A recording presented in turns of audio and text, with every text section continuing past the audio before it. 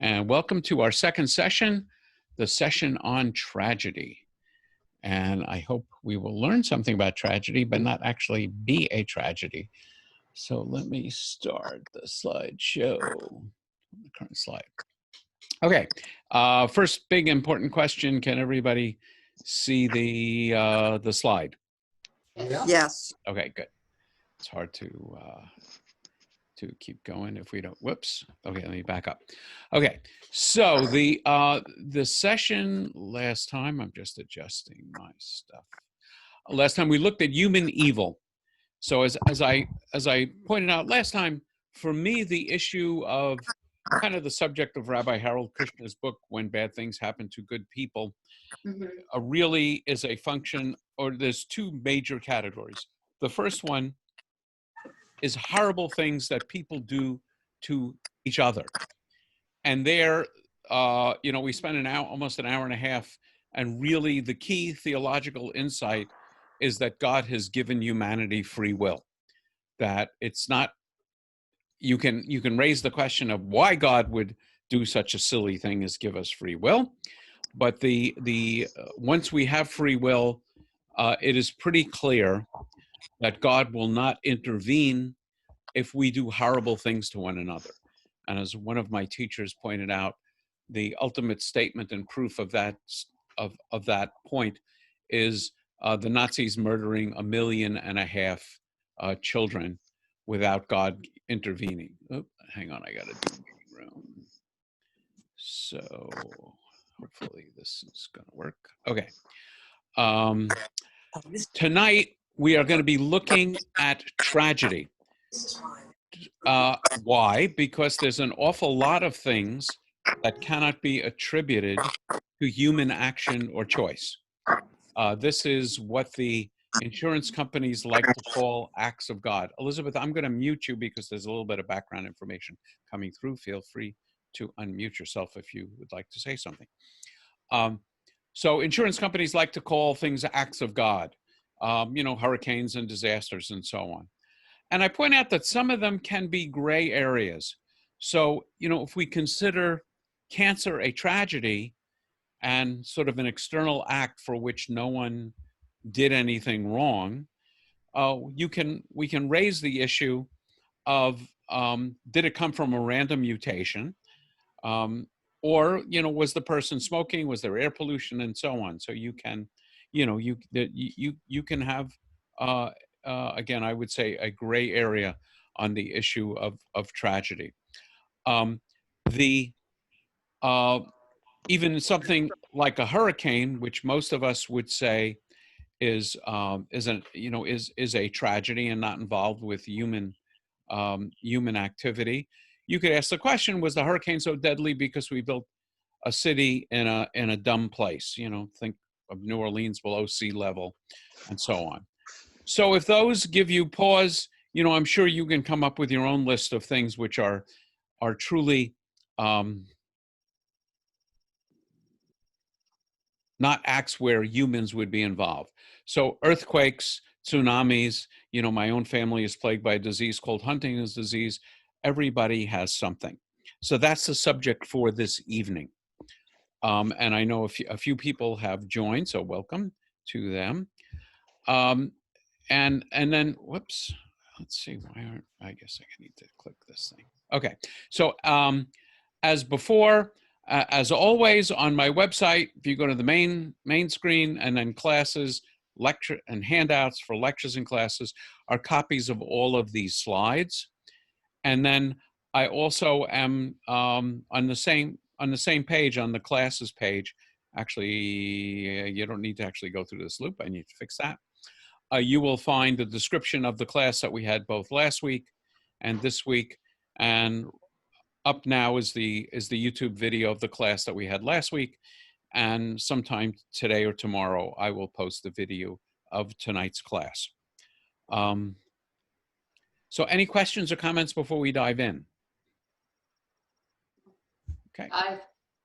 Sorry? Dive. Dive away. Okay. So now, so this is a compilation that I owe. The theology is Harold Kushner in his book, When Bad Things Happen to Good People.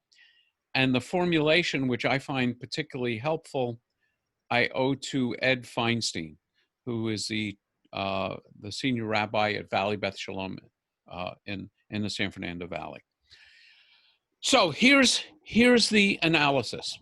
According to the rules of logic, this is now not theology, at least one of these statements must be false. Statement number one, God is all good and all just. Statement number two, God is all powerful. Statement number three, bad things happen to good people. So the assertion is, if God is truly all good and all just and all powerful, fully in control of absolutely everything, bad things can't happen to good people because that would be an act of injustice. So according just to logic, at least one of these statements have to be false. By the way, they can all be false. It's possible none of them are true. And also, by the way, as we discussed a little bit last time, and I would make the same point this time, if there's no God, there's no problem. You know, to phrase it slightly nicely, crap happens. And you don't look for a justification because it's the way nature works. And we really shouldn't be surprised or complain when terrible things happen. So anybody have any questions so far? So we're going to look at each of them individually. So the first one, let's assume that the first statement is false. The idea that God is all good and all just. This actually is the God of the philosophers. Even the Greek concept of God as the unmoved movers, a God that for them, and also the idea of God. You know, I have a whole discussion in class on the idea that the laws of physics, for me, prove, or I would say provide tremendous amounts of evidence that there is a God. But by God there, I mean the organizing intelligence in the universe. So the organizing intelligence in the universe, or the laws of physics, have nothing to do with goodness and justice. They just are. And by the way, one of the books of the Bible I'm going to come back to is the book of Job. And in a very real sense, Kushner's book, Harold Kushner's book, When Bad Things Happen to Good People, is a commentary on the book of Job. So he takes a lot of his inspiration from the book of Job. Okay, so all of these folks, Job would absolutely agree, and we'll get into Job in a little while. Job would say that God is all powerful. Job knows that a bad thing has happened to good him, and therefore he actually denies the justice of God. And again, for those of you who haven't been with me in classes before, please know that you should feel free just to chime in with questions. We have a small group, and it's easy to do. Okay, let's just jump to number three. Number three is bad things happen to good people. Let's assume that's false. And that can be false in two different ways. Number one is maybe the thing isn't really bad. And, you know, if you've lived enough life and talked to enough people, you may well conclude, or I've heard people say they've been through horrible things, you know, recovering from cancer being one. And they would say that, you know, while they wouldn't necessarily wish it on someone, in retrospect, it has turned out to have value in their lives. I'll call on you in a second, Bryce. By the way, yeah, let me just finish this point. You also hear quite a bit in people talking about this COVID outbreak, that maybe we're going to learn some things from it, and maybe in the long run, it's not really bad. So maybe the thing isn't bad. By the way, if you look on your screen, and I don't know how it appears on a phone, but there is something called participants, and down at the bottom, you can raise your hand, or just jump in if I don't seem to see you, but I did see Bryce. So Bryce, go ahead. Yeah, so one of the previous suppositions and I'm not trying to be super detailed, but a lot of people would assume a different thing when you said that Job says, well, a bad thing has happened to a good person, and that's me. Many people would think I wasn't good enough. Yes, I agree with you. In this case, we actually know Job is a very good person because the narrator of the story tells us. But Job's friends are going to absolutely agree with you.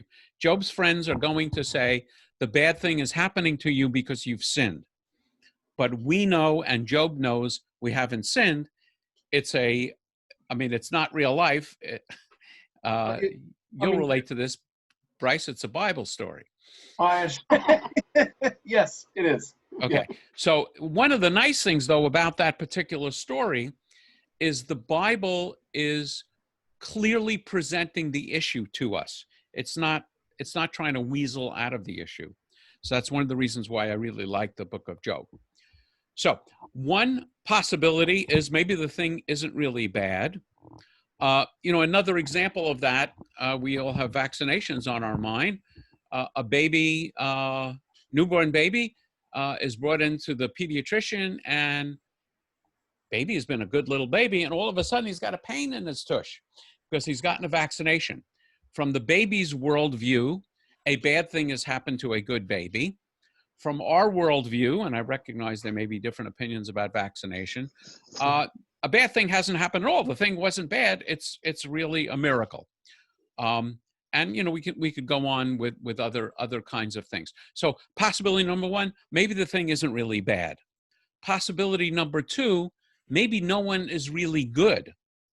So here, both in Christian and in Jewish theology, there's an example of this. One, from a Christian point of view, is original sin. And again, in different Christian movements, there are different takes on this. I keep coming back to the reality that there are 43,000 different Christian movements, and they each have a different take on issues like this. But by and large, Christian thought says we are all tainted by the sin of Adam and Eve in the Garden of Eden. And therefore, if bad things are happening to us, well, we're sinners and we really deserve it. If good things are happening to us, it's a gift of grace from God. So that's a possibility. Another option, which is really explored in Kabbalah, in Jewish mysticism, is maybe you've sinned in a prior incarnation. We had a class on Kabbalah, and one of the central teachings of Kabbalah is in reincarnation. And that is our souls live an existence. We go to a kind of a storehouse, waiting place for souls, a waiting room, and then we come back. And the Kabbalists, you will hear often say, if something terrible and apparently unexplained has happened to someone in this life, maybe they have sinned in a prior life. And as one particularly horrible example is the idea that the Holocaust broke out in Germany because that's where Reform Judaism broke out. Actually, that's an idea that maybe no one is really good. So it's not only original sin. There's a concept in Judaism that we have communal responsibility. So if you have a culture like Germany, which allowed Reform Judaism to develop, then everyone has some responsibility. And then of course, the idea is people may have sinned in prior incarnations. There's also an idea, which I haven't included and I really should, is that you're earning bonus points for the world to come. So suffering in this world is going to your credit, and you'll do better you'll get your reward in the world to come. You see that a lot in rabbinic writing. So I'm not sure exactly where that fits. I guess you can say it's like a difficult treatment, like a vaccination. In effect, the horrible thing that just happened to you, you're going to reap your reward in the world to come. So any questions or comments on this stuff? On this? Yes. May I? I'm sorry? No, go ahead. Jay. Oh, okay. Okay, number two. Jay, did you have a question? Did you want to say something, Jay? Yeah, I have a question. Go ahead. I understand you're teaching this stuff. Do you personally really believe all this? Believe what? I haven't gotten to my beliefs yet. I'm exploring the logic of what are the possibilities when bad things happen to good people. You came in a little late, so one possibility is, I'll back up for a second because a couple of people came in late. So according to logic, one of these statements must be false. God is all good and all just. God is all powerful, and bad things happen to good people. All three can't be true, because if God is really all good and all just and all powerful, then bad things happening to good people would be an act of injustice. So as we seek to reconcile the idea of God with the reality, which I believe that bad things do happen to good people, we have to explore how is that happening, and that's what I'm in the midst of. So one possibility is God is not all good and all just. Think about that as God of the Greek philosophers or God as the laws of physics. The laws of physics don't care about justice and goodness. God not being powerful is the one we would just, I'm sorry, not God being all powerful, bad things happening to good people. If that is, that may be false. Maybe the thing really isn't bad, or maybe no one is really good. I reject, let me put it this way. I don't want to worship a God that is not good and just. This now is my beliefs. And I am certain that bad things happen to good people. Okay. And so is Harold Kushner.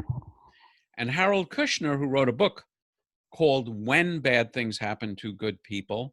The name of the book was not Why Bad Things Happen to Good People, but he was writing from the experience of his son, Aaron, who suffered from a disease called progeria, which is rapid aging.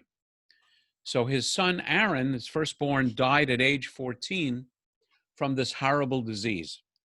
And here you have a rabbi, newly minted conservative rabbi, really smart guy, asking the question, how could God allow this to happen? And Rabbi Kushner would never say that the death of his son wasn't bad, and would never say that his son was really just an innocent, that his son was really guilty of something that would have merited this illness. Bryce. My question about this is when we're talking about sin, all right, unless sin is just some random thing that happens, and you would think that it doesn't do any good to a dog if you're trying to train a dog. When a dog does something, you come along 3 or 4 days later and whack him. Doesn't do any good. All right, it's just meanness. So if you really want to use sin to correct, or use punishment to correct sin, you would have to be able to tie them together in a way that would be unambiguous in somebody's mind. That's just my thought. Right, I agree with you. So let's move on to number 3, which is really the position that Rabbi Kushner and I both hold. Assumption number 2, God is all powerful. Rabbi Kushner and I would both assert is false. And there are a couple of lessons from the Talmud. And there are, a very well-known one, and some of you who study with me regularly will remember this one. There are only 2 commandments in the Torah for which you are promised a long life. Commandment number 1 is honor your father and your mother. And that's actually part of the 10 commandments. And it's, after it says honor your father and your mother, it says honor your father and your mother that you may long live in the land that I, God, am promising you. The next one is is much less well known, let me put it that way. And it says, when you take either an egg or a nestling from a nest, you should shoo away the mother bird before you take the egg or the baby bird. And God promises you a long life if you obey that commandment. So in the Talmud, there is this interesting story where a father asks his son, son, take that ladder, climb this tree, and bring down some eggs from that nest. And the son says, yes, dad, takes the ladder, puts it against the tree, climbs up, shoos the mother bird away before taking the eggs. So the young man has complied with both commandments in the Torah that promise a long life. And then on the way down, the ladder breaks and the son falls to his death. So the rabbis now are struggling with the question, how is this possible? How can it be possible that the kid just obeyed 2 commandments? He obeyed his father, honored him with complying with his request, and shooed away the mother bird. So the rabbis have a long argument about this. And one says, well, we don't believe the story. And they all agree that when this rabbi, whoever he was, tells these stories, we can always trust him. Another one is, another idea they come up with is, aha, I know why. Maybe he was thinking evil thoughts as he was doing this. And the rabbis come up with the Aramaic equivalent of, give me a break. He's obeying 2 commandments. And by the way, in Judaism, we don't punish for sins committed in your mind. That's another difference between Judaism and Christianity. And so that can't be. And so they argue and argue and argue and argue. And they finally come up with a brilliant Talmudic insight. And the brilliant Talmudic insight was the ladder was broken. The ladder broke and he fell to his death. And the conclusion, and here's the Talmudic reference, is that nature operates under its own laws. So the 2 examples they give, 2 other examples is, it would be just, as they say in the Talmud, din hu, it would be justice. If somebody stole seeds and then planted the seeds, it would be just if the seeds didn't sprout. And they use an example from humanity also. They said, it would be just if 2 people commit adultery, that it wouldn't result in a child, because according to traditional Jewish law, the child of an adulterous relationship is a mamzer, and a mamzer can't marry an ordinary Jew. It's a terrible situation. We don't need to get into it, but the rabbis say that that's not justice. But we know that children are born from adultery. So the conclusion here is that God does not, and I would go one step further and say cannot intervene in nature. That, to use an example kind of from my own world, if some idiot shoots a gun in the air, the path of that bullet is determined by my old career as a physicist and not my new career as a rabbi. That the bullet's going to follow its own path, and it is not, God cannot adjust the path of that bullet so it hits someone who is rotten rather than someone who is nice. Another way of thinking about it is the God who created the universe and set the stars in the sky and the sun and the moon and everything else could have caused Mrs. Hitler to have a miscarriage before little baby Adolf was born, and could have intervened, but didn't. So then the question, so there, Rabbi Kushner and I agree, God is not capable of intervening in nature. The idea is God sets up the laws of nature, and depending on where you want to go with your own theology and then God hands off. And it's a very interesting debate we could have about whether God just refuses to get involved or cannot get involved. And that's an interesting subtlety. My conclusion is cannot get involved. So then the question is, what good is God, or who needs God? And I think Who Needs God is the name of one of Kushner's books. And my sense of this is God's role then is not as a magician, kind of a puppet master intervening, but a teacher, inspirer, commander, friend, and companion. And this is the answer that makes the most sense to me. So I am going to pause the sharing for a second and ask if anybody has a comment or a thought on this one. Suzanne. I think you missed the creator part. I see God as the great creator. Okay, I I don't- absolutely agree. I think Rabbi Kushner was focusing on the question of who needs God. The fact that God is a creator, it's an interesting question about whether that role of God affects me. Mm. But as a, and I mean, I know neither I nor you are looking at the slide right now, but I do rely on God to be an inspirer, a teacher, a confidant, and as company, someone who is with me. And I find those roles helpful, even if I don't believe that God can somehow magically intervene. I mean, everybody's got their tsuris, as my father used to say. It's a Yiddish expression. Everyone has their pechel. The Yiddish word pechel means sack, and it refers to a sack of troubles. So in my family's case, there's Huntington's disease, which is a genetic disease. I don't believe God, no matter how I pray, I don't believe God has the power to reach into my children's DNA and change it so the mutation that they have will somehow be magically set aside. But I do believe God has the power, and I do believe God has the power to inspire researchers, to inspire caregivers, to bring friends to me and comforters to me to help me face this issue and to help my children face the issue. So that's my understanding of God's role. Anyone else? Michael, can I ask you for Sure.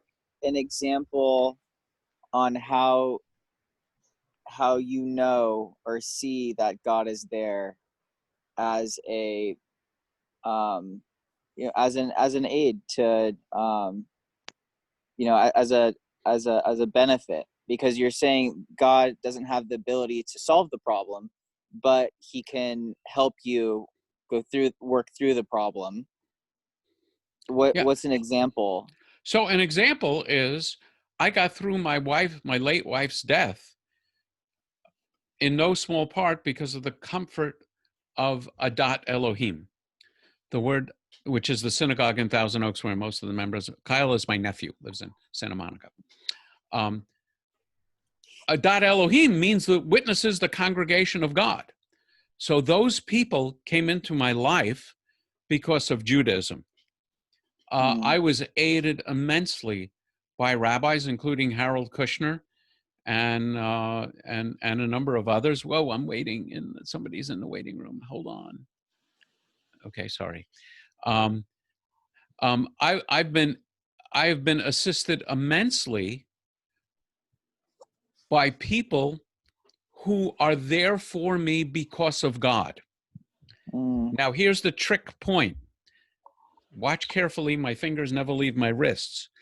That statement, I am certain, is true, even though I may not be always certain that there is a God.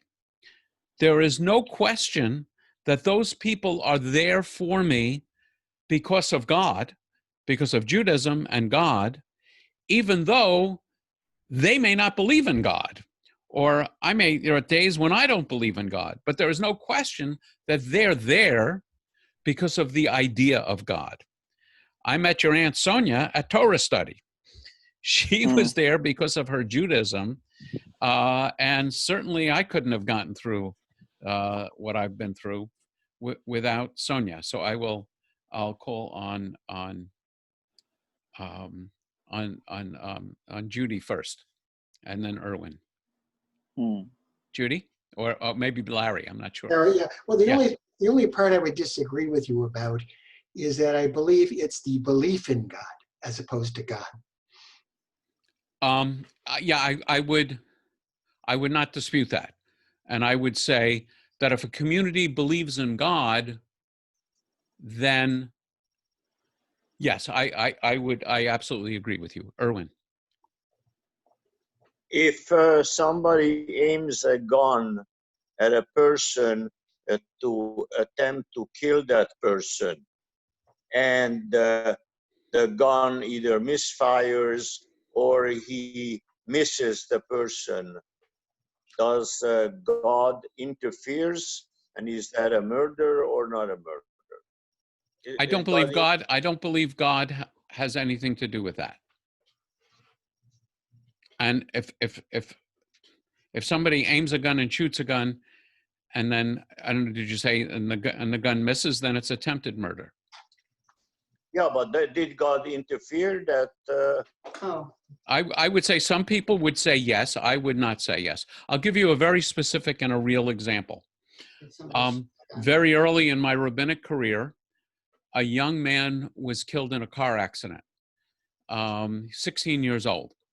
And there were a bunch of kids packed into a car, and they took a turn too quickly. The car overturned. Some people wearing seatbelts, some people weren't wearing seatbelts. I think most of them were not wearing seatbelts. Many of the kids were thrown from the car, landed on the grass, dusted themselves off, and walked away. One young man who happened to be the son of one of the founders of Temple Nerami in Camarillo, instead of hitting the grass, hit a curb and was killed. The parents of the kids who were not killed absolutely believed that God was watching over them. They had a guardian angel. You pick your example. And I smile and bite my tongue. Because for me to say that God was involved in their not dying would force me to say that God decided at age 16 that David should die. And I not only wouldn't I say that, I don't believe that. So, Bryce. Yeah, so it takes the onus of us off from propitiation, which a lot of worship historically has traditionally been to appease and to get a being to not do this, and it turns it more into the level of appreciation. Okay. Yeah. So one of the things I talked about in Kabbalah is the difference between mystic and magic. And magic is just going even beyond prayer. Magical religious practice is if I do everything right, I keep my head covered at all times, I eat strictly kosher, I put on tefillin every morning, I pray 3 times a day, I got mezuzahs hung exactly in the right place on every doorpost of my house. And if I do all that stuff, a magical religious idea is I will get God to do my will. Yep. I won't get COVID, my kids won't get COVID, and I'll even pick the right stock to invest in that the company that ultimately discovers the vaccine. The mystic says the same list of things. I'm going to keep kosher, keep my head covered, tefillin, mezuzahs, and so on and so on and so on. And if I do all that, I can get me to do God's will. Not get God to do my will. I can get me to do God's will. So what I want to be aligned with is a group of people doing that stuff because they are deep and dear friends to me. They will visit me in the hospital. When, somebody calls me up and asks me to make a phone call to someone who is ill, I will do it. And if I need to visit that person, I will do it. And if I need to make a casserole for that person, God help them, because you don't want me cooking, but I'll do it. And so again, either God or, with respect to Larry's comment, belief in God, aligning yourself with the religious community makes the world a better place. And, as I always say on this subject, Dayenu, that's enough for me. I can live with theological uncertainty. Anybody else comment? Or get back to some more. Okay. So ahead. the idea is that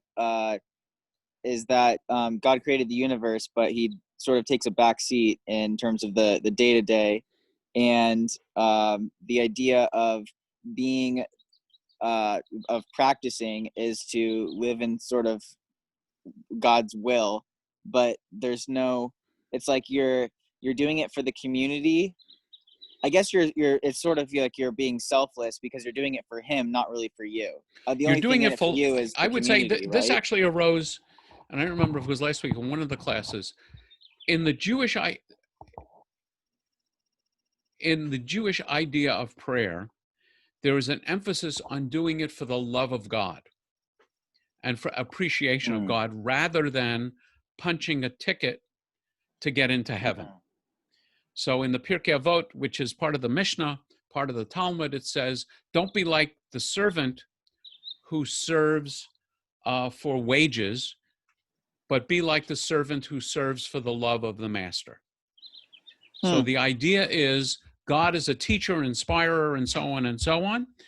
And we obey God, initially because we're so appreciative of all the gifts we have. And oh, by the way, it turns out when we do all this stuff, our lives are better and the lives of people around us are better. As distinguished from, well, if I do this, this, this, and this, I will get into heaven. That I'm really, punching my tickets. Would that be a huge differentiating factor between Judaism and Christianity? Yes, because Christianity has as its principal focus the next world. Yeah.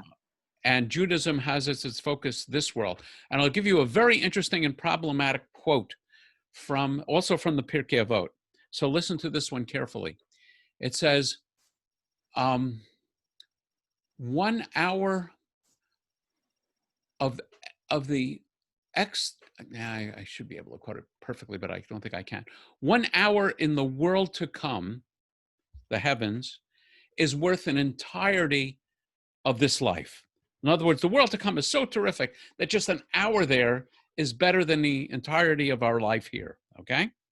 And then it says 1 hour of mitzvot here, of doing commandments here, is better than the entirety of the world to come.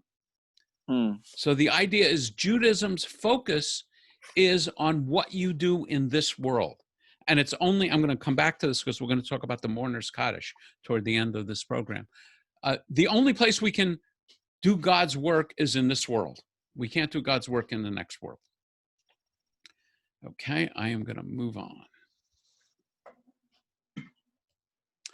Okay, so this raises the question of what good is God? And a question I get a lot is the question of God, where have you been lately? And the way I like to think about this is as an analogy, it's not original at all, of a parent to a growing child. In infancy, our parents work miracles for us.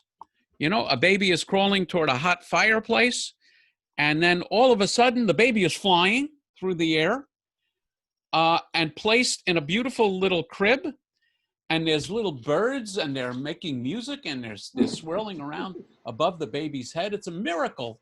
And the baby, who is a little wet and irritated, all of a sudden has powder on his tush and a clean diaper. From the baby's worldview, the parents have worked a miracle.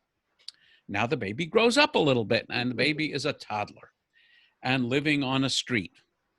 And the parents don't want the baby to be hit by a car. So they don't say to the baby, listen, if you go in the street, there's a 5% chance a car may come along and a 10% chance that the driver might not see you, leading to a 0.5% chance that you might get hurt. No, they're not going to say that. They're going to say, if you play in the street, you're going to be hit by a car or be hit by me. One or the other. It's a very simple statement the parent makes to the toddler.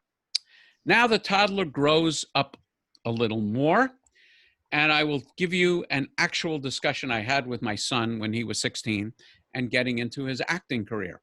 He had just gotten his driver's license, and he was invited to join a theater company, you know, a rehearsal company, whatever, improv company in Hollywood that started their sessions at 8 or 9 in the evening.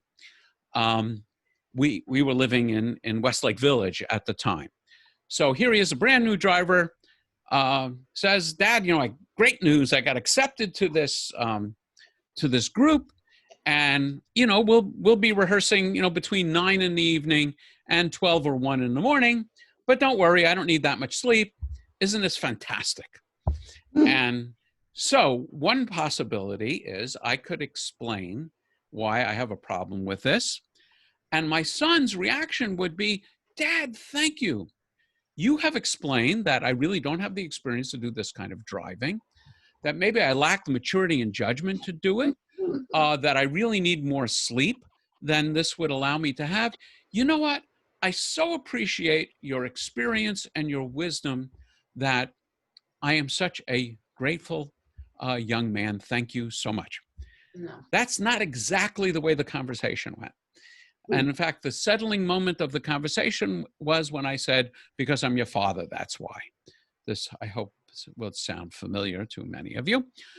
And then now my children are adults, or sometimes, as I say, at least chronologically adults.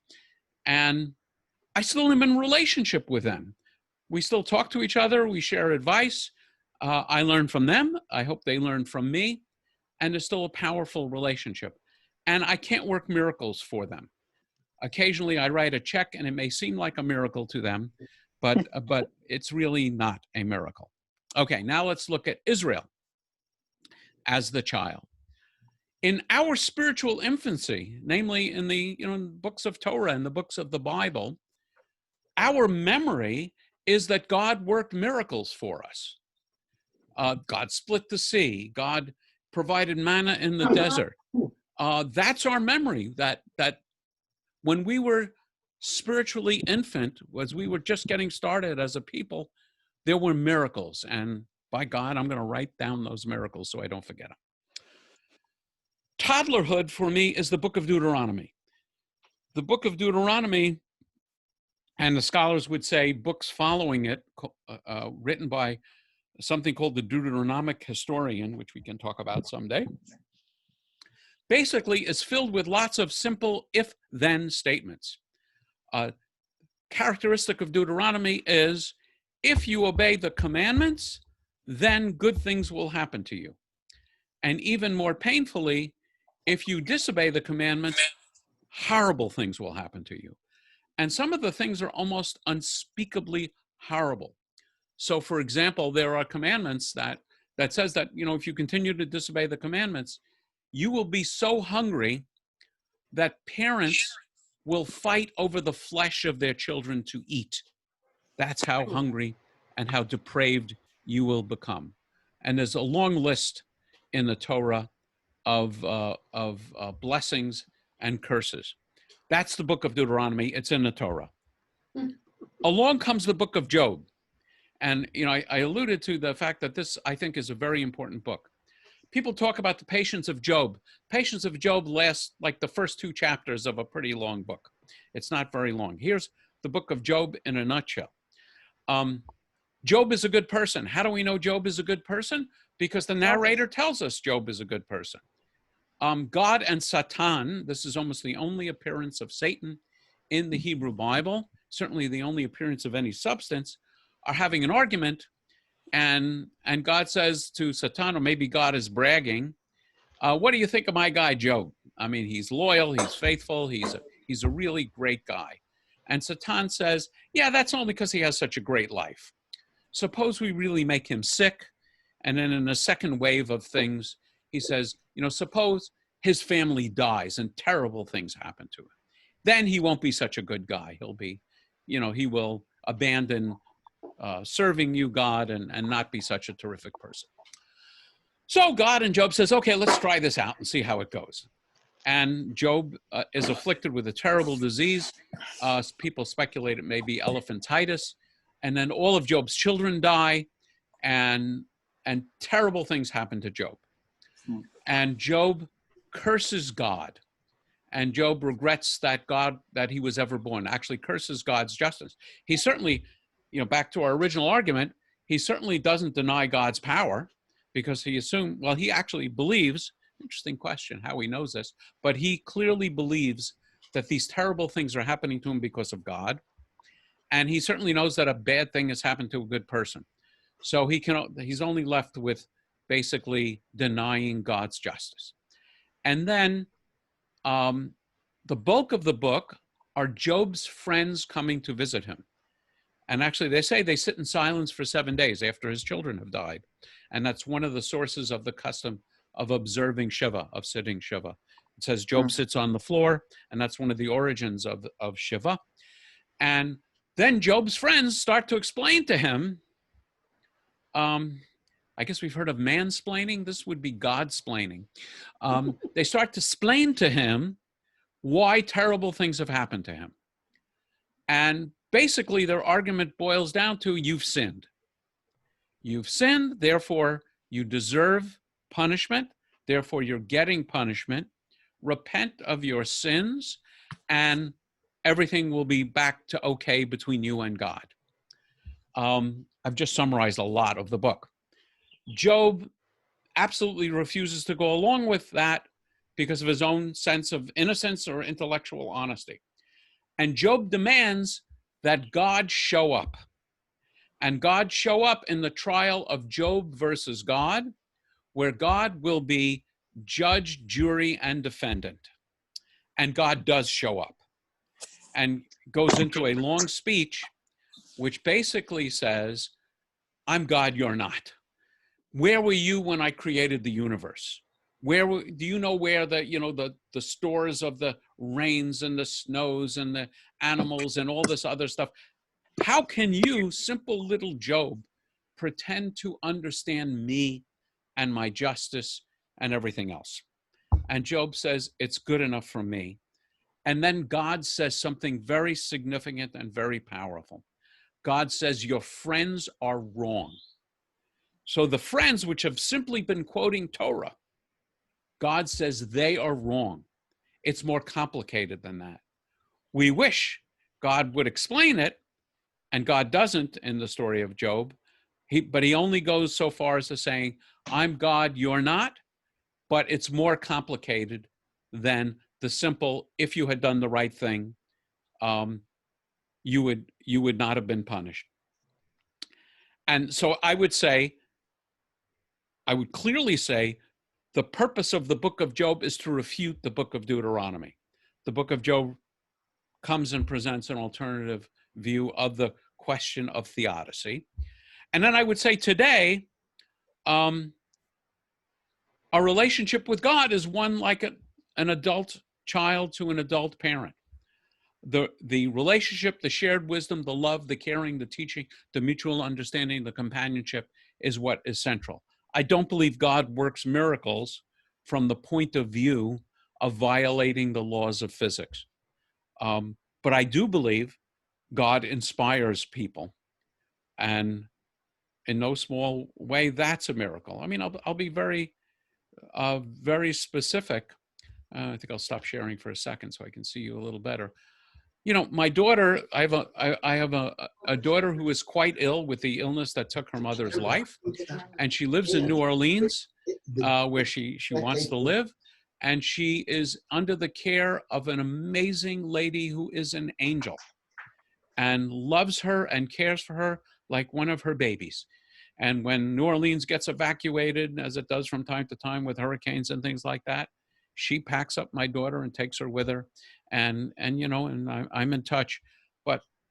And there is no question. I mean, this lady is not Jewish. This lady is Southern, probably Southern Baptist, but very powerful belief in God. And she is absolutely driven by her understanding of what God wants her to do. So that's, that works for me. So any thoughts and comments before we move toward the end? Let me see, there was a chat thing. Yeah, I have a clarity question on the book of Job. So all these bad things that happened to Job, was that an experiment? An experiment between God and these friends? So there's one thing. There was an experiment between God and Satan. It was God and Satan, which is enraging. And so what scholars say is there's really two books of Job. there is oh, and by the way, at the end, everybody lives happily ever after. Job has new kids and gets bigger flocks and everything else. So there's a very simplistic beginning, the story of God and a bet with Satan, and a very simplistic ending, happily ever after. And scholars believe that that was an add-on to the original book, which is really just the story of the problem of theodicy. But it's a very interesting book. And Kushner has written another book. Kushner's written about a dozen books, and they're all brilliant. But he wrote another book, which is not when bad things happen to good people, but the book is called When Bad Things Happen to a Good Person. And that's a detailed commentary on the book of How Job. do you explain that all our lives are predestined? I don't believe it. So therefore, it's not my job to explain it. Okay. I mean, I believe we have free will. I believe that things happen and we make decisions, and I don't believe that it's predestined. Yeah, if it's predestined, then you don't have any decisions to make, because it's all just going to happen. Yes. So I believe that people who believe in predestination, like the mystics and the Muslims and many other people, can reconcile those two in a way that we had some fun discussing last week, which is the idea also in the Talmud that all is foreseen, yet free will is given. So the idea is, you don't have to like this, you don't even have to believe it. The idea is that we actually do have free will, but God has seen the movie. God is outside time. God knows exactly what's going to happen. But inside the movie, inside our lives, we really do have free will. But it isn't free if it's in a movie. Okay, I mean, I can't go any further than that. But so That's what but- the but- mystics believe, or that's what Judaism overall. yeah, so I would say the mystics would say everything is going according to God's plan. But the mystics would also say it's up to us to decide whether we observe the mitzvot. And you know, there's another phrase which says everything is in the hands of heaven except for fear and awe of heaven. And so you have to live your life, even though you might not believe free will is real, you should live your life as though free will is real. Lois, were you raising your hand? Yes. Yes. It always bothers me when people say, I've been blessed. You know, when good things happen to them, like I've been blessed. Like people that don't have good things happen to them, they're not blessed. God hasn't thought of them or done good things for them.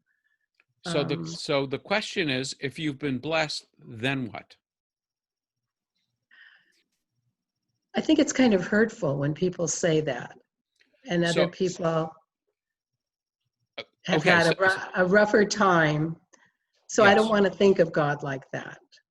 So what I would say is, I think it can be a helpful thought if your response is, I've been blessed by God, now it's my job to share the blessings.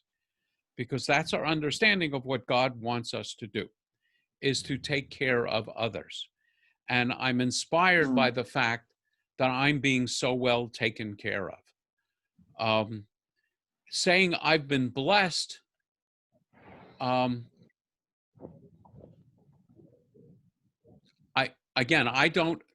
feel like I've been blessed, and I don't feel like it's God's deliberate action. But I do feel a sense of obligation to share those blessings. And I admit that that's not entirely rational. So there are times when I hold and I feel like I have been blessed and God has really taken good care of me. Therefore, God wants me to take good care of others. And I will then admit that I really don't believe that. But what else is new? It's in some ways it's doublethink. Cheryl.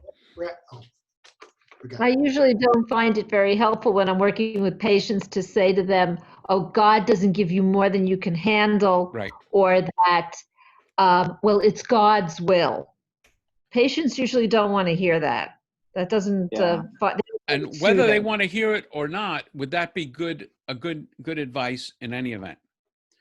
I mean, No. I don't want to hear my doctor say, cut down your carbs, your blood sugar's too high. But the advice to cut my carbs is still good advice.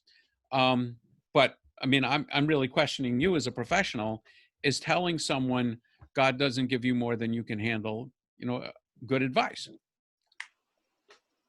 Not particularly. And sometimes I'll say to somebody, that's really between you and your clergy, Mhm. And move the conversation away from that, because they're just looking for things, though, that will validate of why they're in the situation they're in. Right. Okay. I'm going to actually talk about that point in a few minutes. Okay. Bryce. So, my mother was a Seventh-day Adventist, and she was in a terrible car wreck when she was early 20s, I believe, and she had both legs broken, her both jaws broken, her shoulder. I mean, she was terribly broken, and she was in the hospital. Her clergy came in and told her that she must have sinned. And that because she needed to look in her heart and figure out what she had done wrong to get God to do this. And she, at that point, after the clergy left, she just looked up at God and thought, I'll leave you alone if you leave me alone. It's like Tevye saying, can you choose somebody else? I'm going to talk more about that point. Larry. I just want to say, but in my view, you can have those feelings of feeling fortunate, you call it blessed, and feel a responsibility to help other people without a feeling about God. Yes, I absolutely agree. Yeah. But I would say in the world of Judaism, you can't be a good Jew if you don't understand that you are to share your blessings. Well, I thought you only had to share them, whether you understood it, whether you. Yeah. So because Judaism focuses on actions. Right.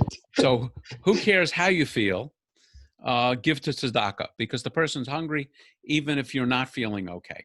Yeah. There's a great story, which I think I've mentioned in one of these classes, one of these tales from the yeshiva, where the yeshiva says, the senior rabbi, the Rosh Yeshiva says, there's a time for everything. And he says, there's even a time to act as though there is no God. And his students, of course, are shocked to the core. And they say, Rabbi, how could there be an appropriate time when we should act as if there is no God? And he says, when you see a hungry person on the street, you should assume that there is no God, and it's up to you to provide food and clothing or whatever for that person, and not just pray for them. Okay, let me move on. We're getting there.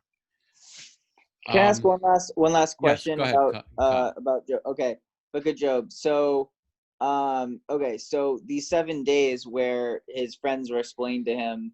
No, his 7 days of silence, and then his friends give speeches. Got it. Any idea how that became a tradition from? Well, it's in the Bible, and so the rabbis, trying to figure out how we should conduct our morning tradition, picked up on it from there. Got it. Okay. Okay. So there's some insights from the Kaddish in this discussion. So let's take a look at the text.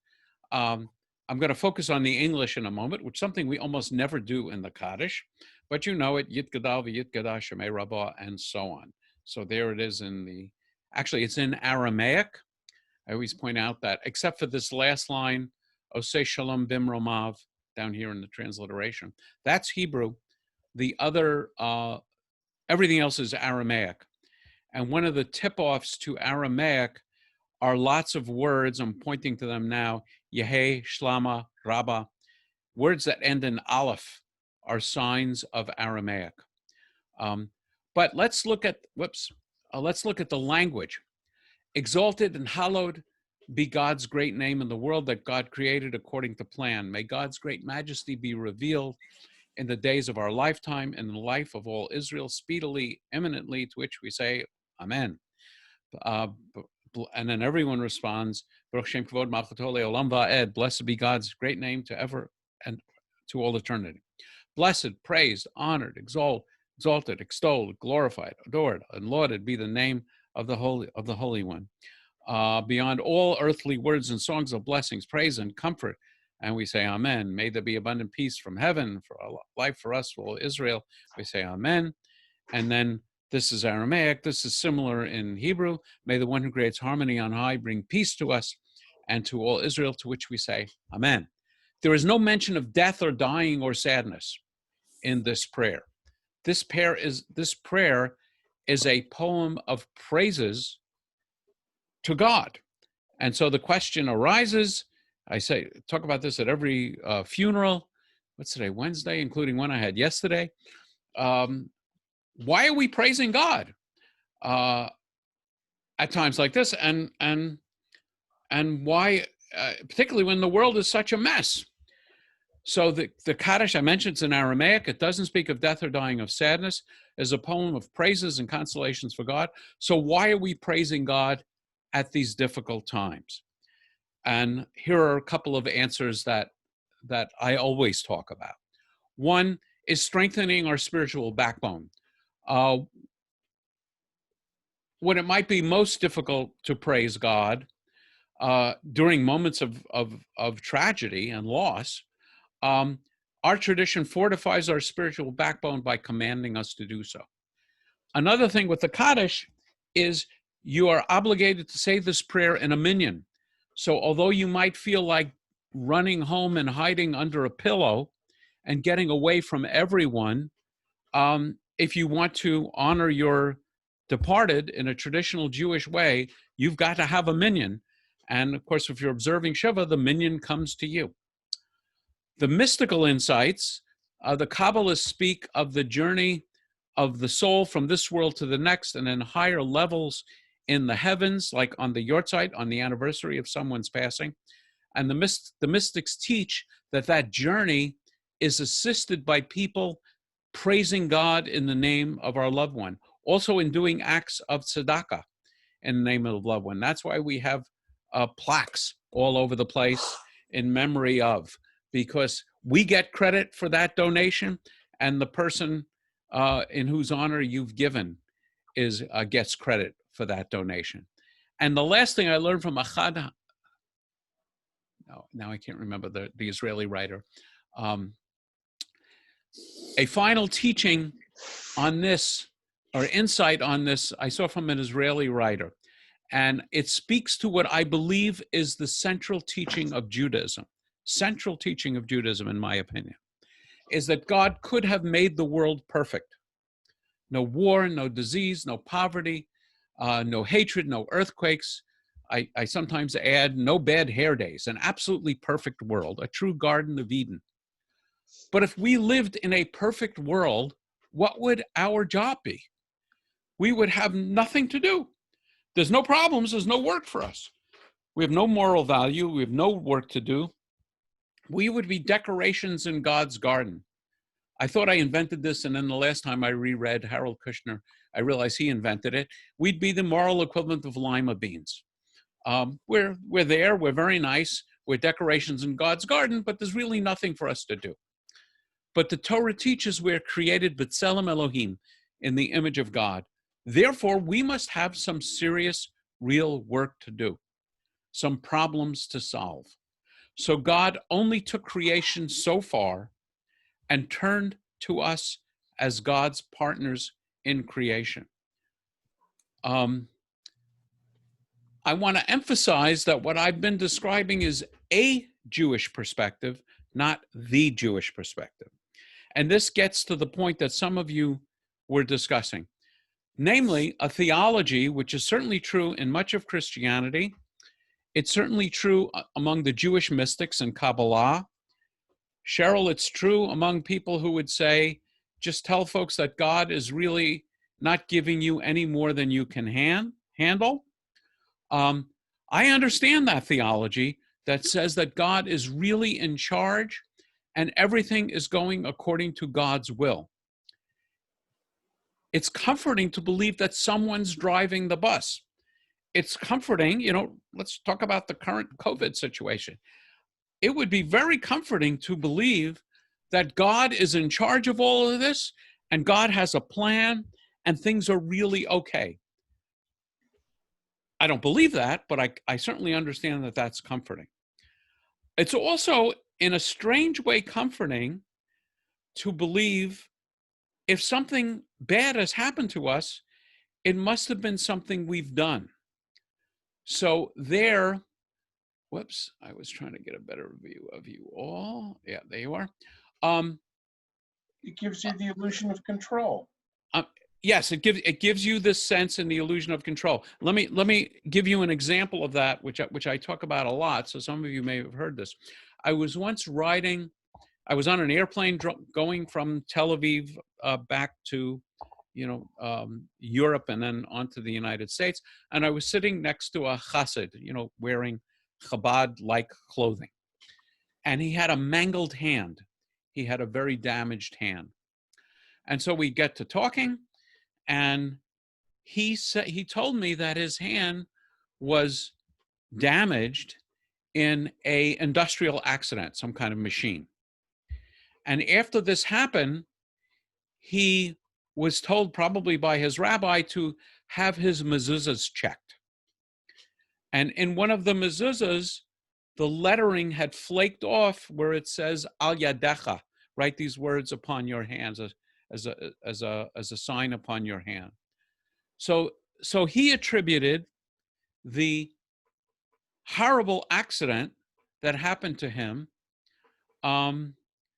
as resulting from the fact that he wasn't taking care of his mezuzahs.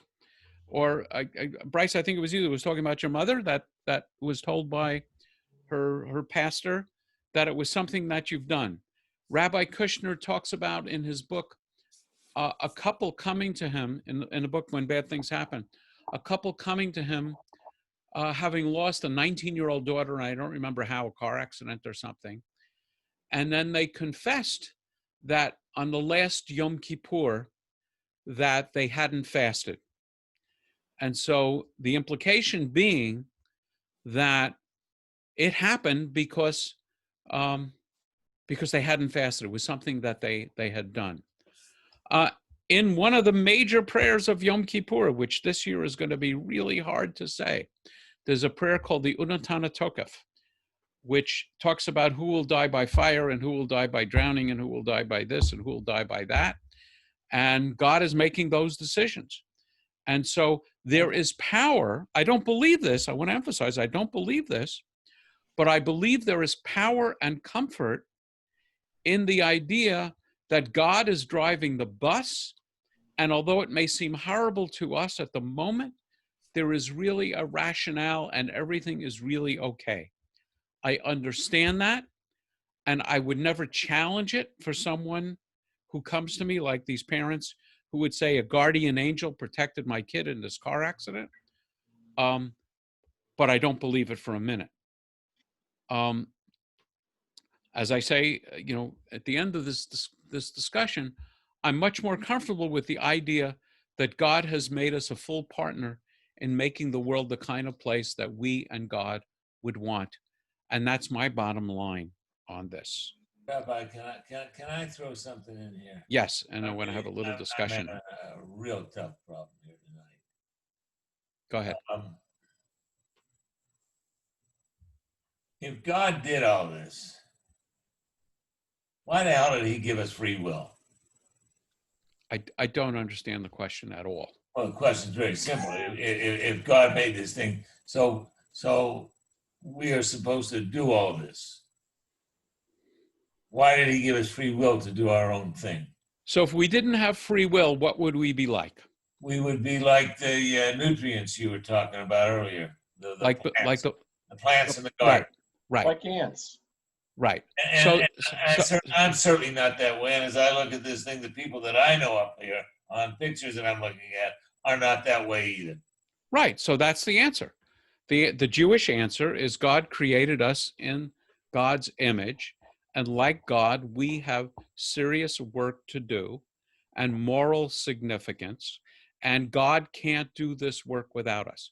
So in a very traditional Jewish perspective, every time we give to tzedakah or help someone, it's not just person A happens to be nice to person B.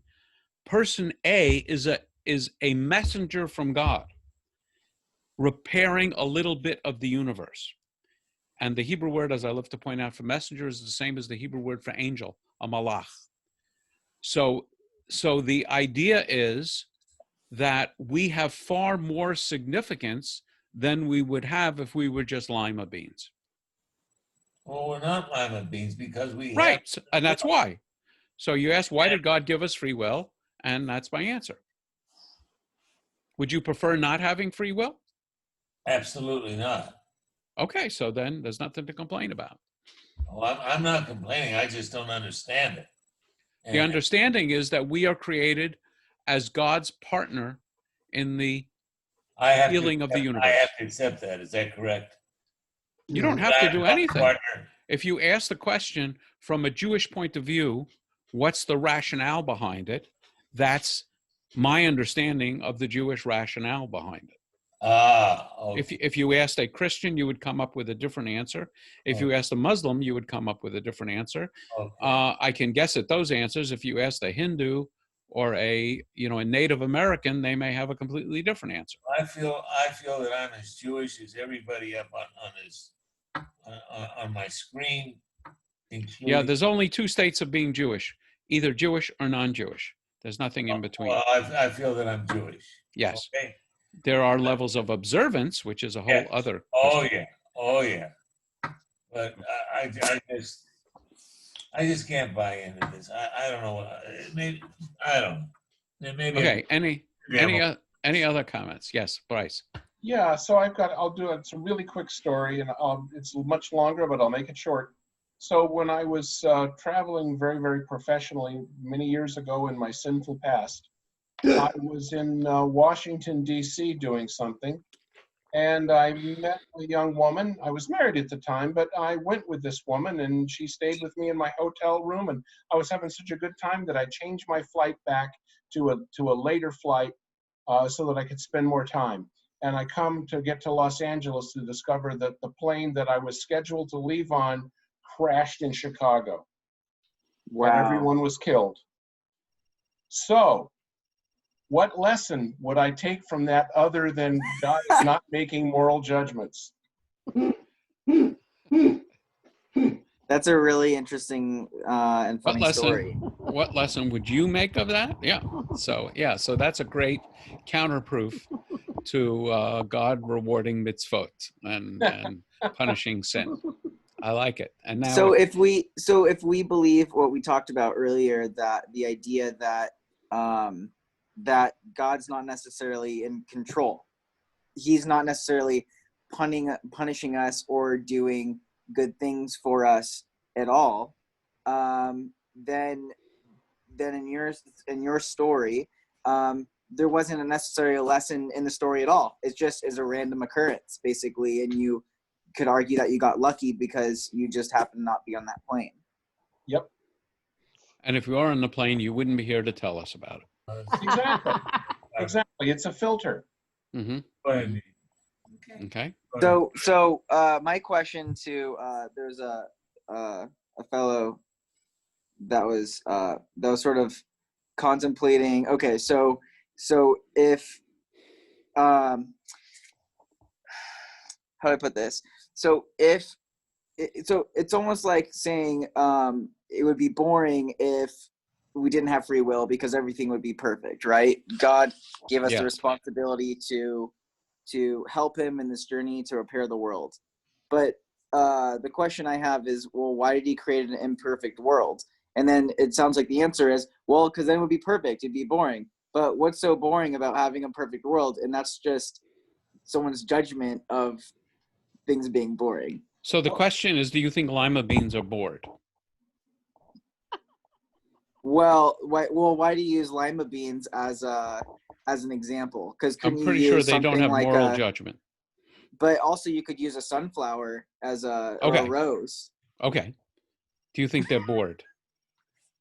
Rabbi, I don't think they have Hold on. emotions, so I think that's Right. like apples and oranges. Right. Do you think they look forward to the birth of their grand sunflowers? Little seedlings flowing in the wind, and get really upset when we harvest them and eat them and spit out the. So it's like, so that's like saying we created an imperfect world so that we could have the joys of. No. So what I'm saying is, here is Judaism. Okay. Right. Judaism asserts that God created the universe. So the question is why? We actually discussed this in Kabbalah. And one answer, the answer I like, is God likes stories and God wants company. Yeah. The answer I don't like, which is a very traditional one, is God is to be praised, therefore we need somebody to praise God. I don't like that one. That's too solipsistic. Or he messed up and this is as good of a job he could do. So here's the idea.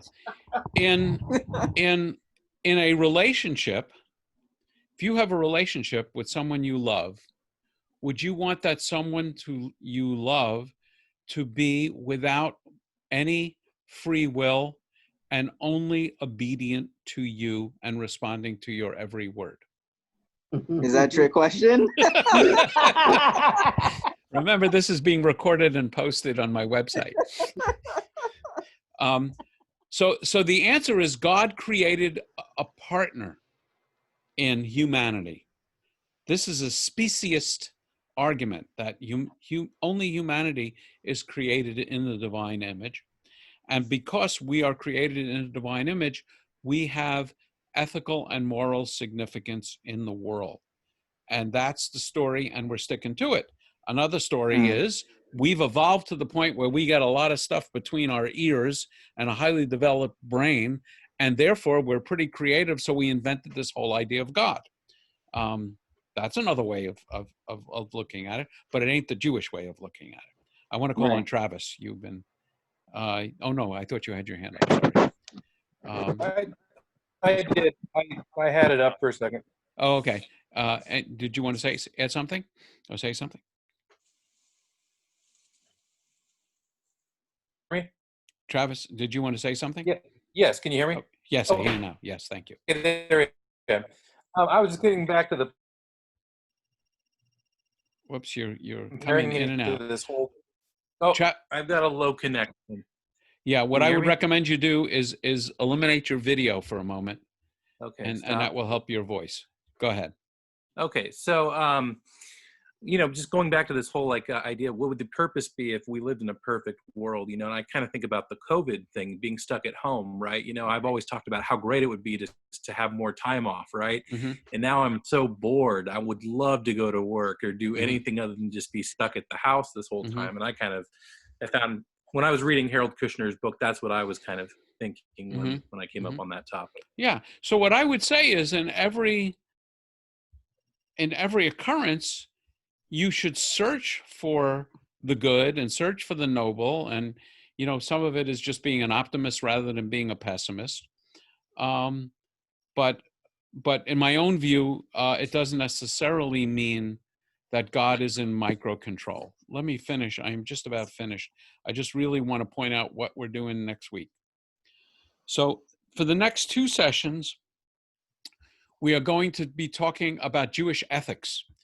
And again, Judaism has a lot to say about how we should treat one another under a wide variety of situations. And Reform Judaism stresses ethics over ritual. So next week, we'll talk about medical ethics. And the following week, we'll talk about business ethics.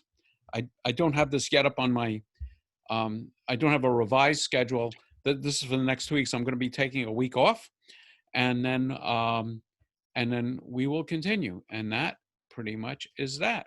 So anybody have any parting comments? Thank you. Yes. Yeah. Did you ever, there was an old, I think it was a Twilight Zone episode with Sebastian Cabot, and a criminal is running away from the police and ends up being shot and killed.